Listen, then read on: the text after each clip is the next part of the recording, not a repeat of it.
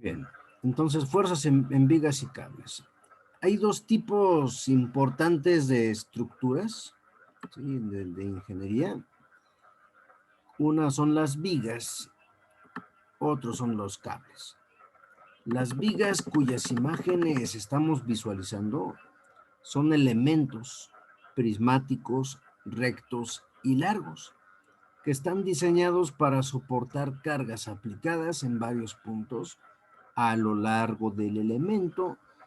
Entonces, aquí están algunas imágenes, por ejemplo, de un puente donde destacan las vigas, ¿sí?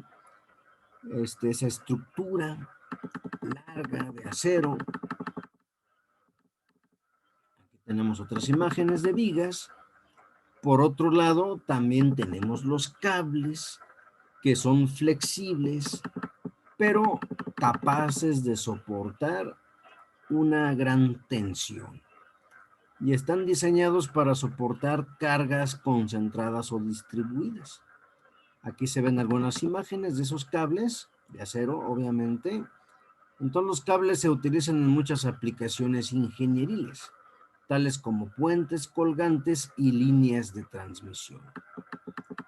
Perfecto, podemos aquí ver precisamente algunas de esas estructuras, los cables, están aquí en los puentes. Muy bien, hablando de la viga, destaca el hecho de una fuerza axial. Entonces, la palabra axial se refiere a un eje, dado que la viga es horizontal, vertical, etcétera. Entonces, una fuerza que lo atraviesa es una fuerza axial. Es una fuerza que actúa directamente sobre el centro axial, es decir, en el eje de un objeto, en la dirección del eje longitudinal. En la dirección del eje longitudinal. Estas fuerzas pueden ser de compresión o de tensión.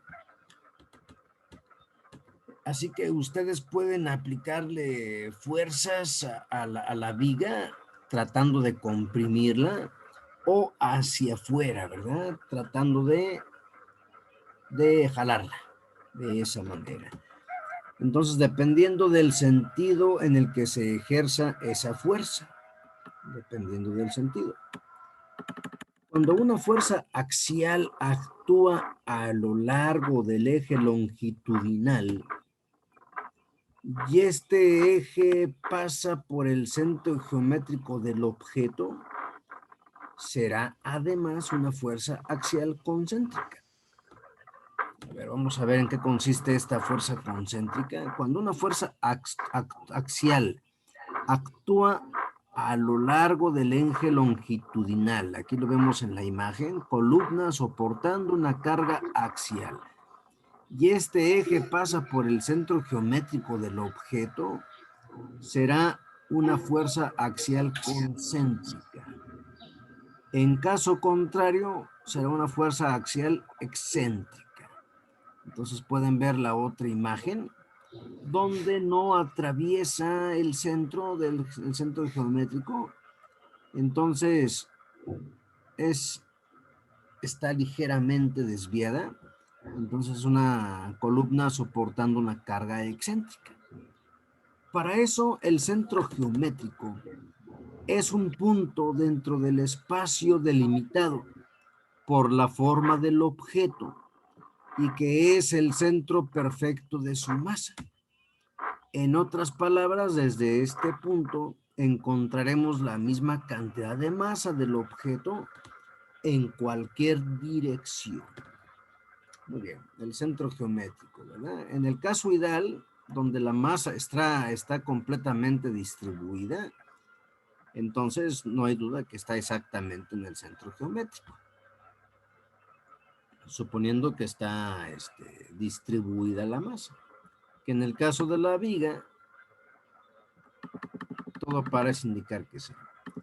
Así que el eje axial de un objeto va de un lado a otro del mismo, pasando por el llamado centro axial, centro geométrico. Esta línea depende de la forma del objeto y no de su masa. Por tanto, el centro axial y el centro geométrico pueden coincidir en el mismo punto o puede que no. Muy bien, cuando una fuerza actúa directamente sobre el centro axial en paralelo al eje longitudinal, coincida o no con el centro geométrico, es una fuerza axial. Entonces veamos, fuerza axial cuando una fuerza actúa directamente sobre el centro axial en paralelo al eje longitudinal. Una fuerza axial está comprimiendo o tensionando, es decir, estirando el eje axial en dos direcciones opuestas. Una fuerza axial, por tanto, no hace moverse al objeto. Lo comprime o lo tensiona, pero no lo mueve. Perfecto. Entonces lo comprime o lo tensiona, ¿verdad? No lo mueve de su lugar. Un ejemplo típico de fuerza axial se puede observar en las columnas de un edificio. La columna tiene un eje axial que la atraviesa desde arriba hacia abajo. La columna está sometida constantemente a una fuerza axial de compresión ejercida por el techo del edificio. Entonces, recuerden que son los soportes de estos edificios. Entonces cargan precisamente todo el peso del mismo. Así que esa fuerza de alguna forma trata de comprimir esa viga. En el ejemplo de la columna, el centro geométrico y el centro axial coinciden, por lo que la fuerza axial es además una fuerza concéntrica. Si el eje axial que recorre la fuerza no pasa por el centro geométrico, la fuerza sería excéntrica. Los objetos en los que actúan fuerzas axiales excéntricas no podrán soportar grandes cantidades de energía. Interesante este párrafo. Mientras que los objetos en los que la fuerza axial es concéntrica pueden hacer frente a cantidades de energía mucho mayores. Estos factores son tenidos en cuenta para calcular la carga o esfuerzo normal que soportarán las columnas de un edificio y determinar su posición óptima dentro de la construcción. Bien. Entonces, la palabra axial que hemos estado empleando se utiliza como adjetivo que hace referencia a un eje. En este caso, que está relacionado con el eje o tiene forma de eje. Aquí tenemos otro concepto, carga axial. Y aquí vemos una imagen de una viga que está recibiendo una fuerza. Aquí se ve de 150 kilolibras.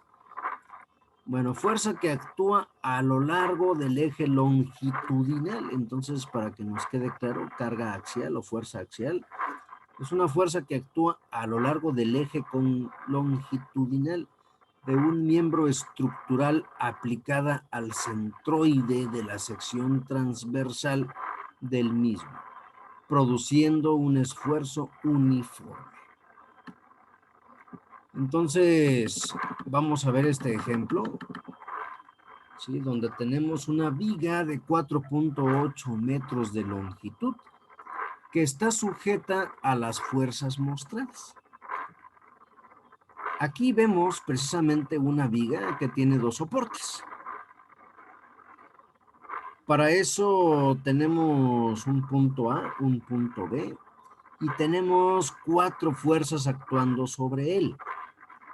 La primera está en el punto A, es de 150 newtons, va dirigida hacia arriba a 1.6 metros de distancia del punto A. Hay otra fuerza que es de 600 newtons que va dirigida hacia abajo. 1.2 metros más lejos, si sumamos desde aquí hasta acá, ya nos da una distancia respecto a A de 2.8 metros. tenemos una tercera fuerza hacia arriba de 100 newtons. 2 metros más lejos, que ya estaríamos hablando desde aquí, sería 4.8 metros de distancia, recibe una cuarta fuerza de 250 newtons. Entonces, en esta viga, se trata, inciso A, de reducir el sistema a un sistema equivalente fuerza par en el punto. Recuerden que estas fuerzas provocan o producen una tendencia a girar. A eso le hemos llamado momento. El momento, recuerden ustedes, es el producto vectorial de la distancia por la fuerza. ¿Sí? Es el producto vectorial de la distancia por la fuerza. Entonces, podemos visualizar en esta viga precisamente la presencia de 4 fuerzas. Así que si tomamos como referencia el punto A, ¿cómo lo podemos reducir todas estas fuerzas a una sola? A una sola. ¿Y cómo podemos reducir los efectos de los momentos a uno solo también? ¿Sí? ¿Cómo le podemos hacer? Para eso, vamos a resolver aquí la situación. Muy bien. Vamos a resolverla. Aquí sería, en el inciso B, ahora me pide reducir el sistema a un sistema equivalente de fuerza par en B. Ahora cambiamos de referencia. Nos vamos hasta B y vamos a cambiar todas las fuerzas por una sola y todos los momentos, cada una de las fuerzas provoca un momento por uno solo. ¿De acuerdo? Eso es lo que me pide el programa. Aparte, inciso C, ¿qué tal si todas las fuerzas y el momento lo ponemos en una sola fuerza resultante ubicada a una cierta distancia del punto A? Entonces, vamos a resolverlo. Inciso A. Primero con referencia al punto A. Con referencia al punto A. Vamos a ubicar. Aquí significa, R vectorial significa que la suma, esta letra significa suma de fuerzas, va a ser igual. Las fuerzas que van para arriba le vamos a poner un signo positivo. Observen que hay dos, esta de 150 y esta de 100. Aquí está, la de 100. Las que van para abajo les vamos a poner un signo negativo. Aquí está esta de 600 y aquí esta de 250. Y todas van a lo largo del eje Y. Unas para arriba, otras para abajo. En este caso, el vector unitario que va a lo largo del eje Y es J. Aquí está la J. Así que la suma de todas ellas me da menos 600 newtons dirigido hacia abajo. Esto es lo que representa este vector unitario J. Muy bien. Mientras que los momentos, si tomamos como referencia el punto A, y como todas las fuerzas son perpendiculares a los desplazamientos, pues nos da la facilidad de nada más multiplicar directamente distancia por fuerza. En este caso, si partimos del punto A, podemos ver que la fuerza que toca aquí, esta no va a provocar ninguna tendencia a girar, porque se está aplicando en el punto A. Y en ese punto hay una distancia cero. Por lo tanto, esta fuerza no va a producir tendencia a girar, no va a producir momento. Por esa razón no aparece. Pero sí aparece 1.6 metros después. Observen, 1.6 m, aquí está, sí aparece. La I es porque va a lo largo del eje X. Esto va en producto vectorial con la fuerza de 600 newtons que va hacia abajo, la cual lleva un signo negativo va hacia abajo en la dirección del eje Y. Por eso está aquí el J, ¿verdad? Y luego esta otra fuerza que se encuentra 1.6 más 1.2 a 2.8 metros de distancia por 100 newtons. Aquí hablamos de un producto vectorial. Acuérdense que el momento va a ser perpendicular a los dos ejes. En este caso va a ser el eje Z, que es donde se da la tendencia a girar. El tercero, tengo por aquí la distancia desde el punto A siempre, desde 1.6, 1.2 y 2 me da 4.8 metros. Por la fuerza que va hacia abajo, que es menos 250 newtons. Así que todo esto que está aquí, todo esto, me da como resultado 1.6 por menos 600, me da menos 960, y esto ya está en el eje K.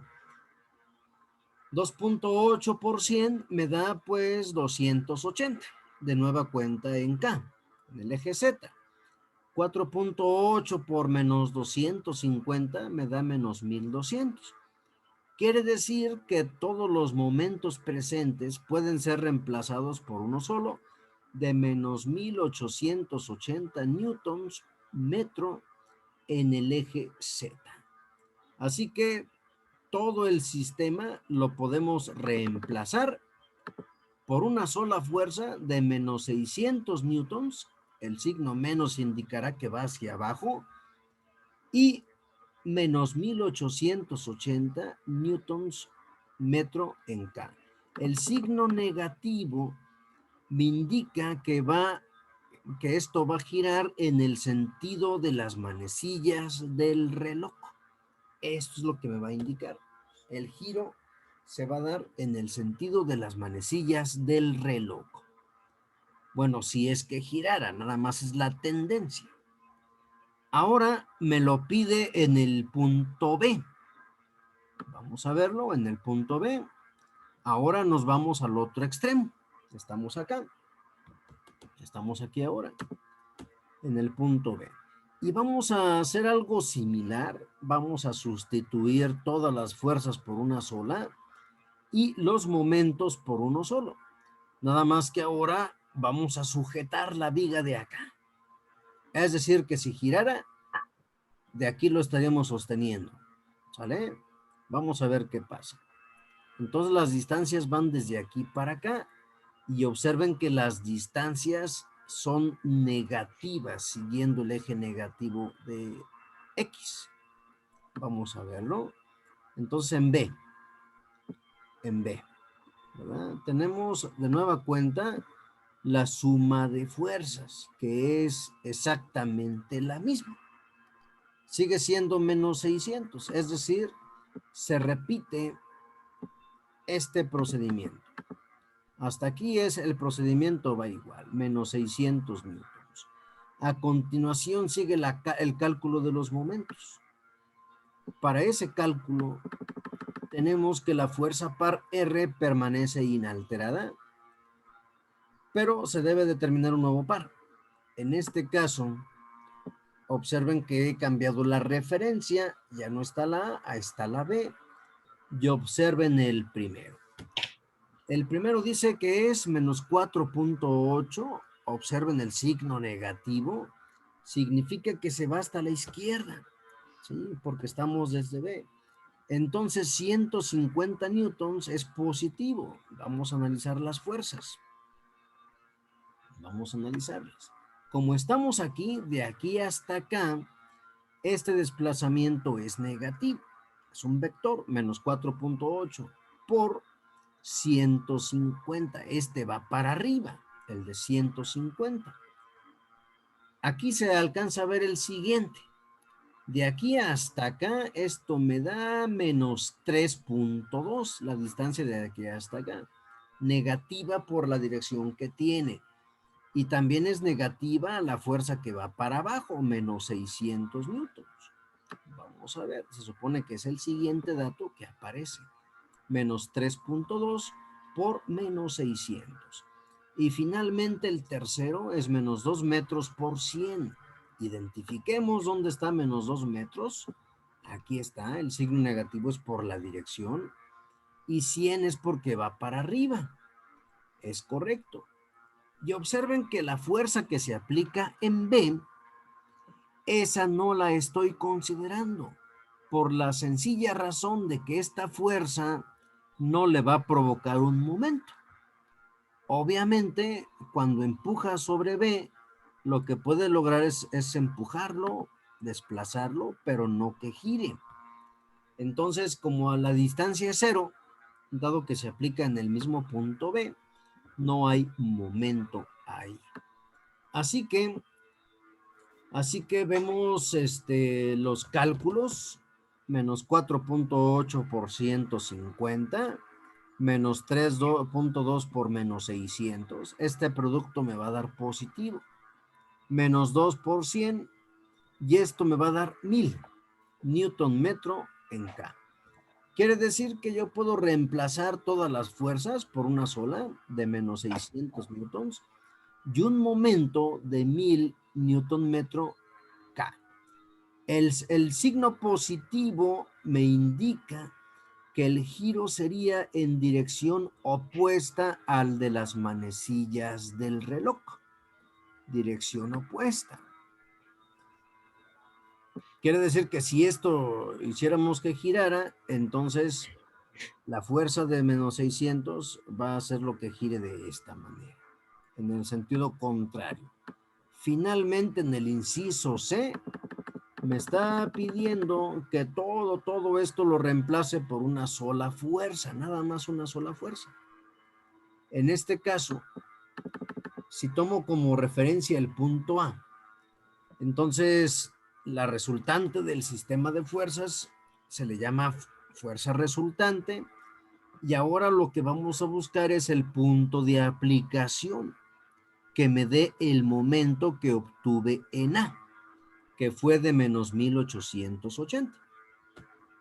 Para eso, matemáticamente, como estamos en el eje X, entonces aquí está una X agregada. Entonces, XY, y luego este no es una X, es un signo de por. Entonces, cuando se multiplique esta distancia por la fuerza, me tiene que dar el momento. Así que basta con despejar y dividir 1880 entre 300, me da 3.13 metros. Así que la única fuerza que me puede provocar ese momento es que esta fuerza de menos 600 newtons se aplique a 3.13 metros de distancia desde A. Muy bien, entonces está este análisis. Las vigas, pues son elementos prismáticos, rectos y largos diseñados para soportar cargas aplicadas en varios puntos a lo largo del elemento. Y son un elemento estructural que está diseñado para soportar cargas que están aplicadas en varios puntos a lo largo del mismo. En la mayoría de los casos, las cargas son perpendiculares al eje de la viga. Cuando las cargas no forman un ángulo recto con la viga, también producirán fuerzas axiales en esta última. Muy bien. Entonces, esto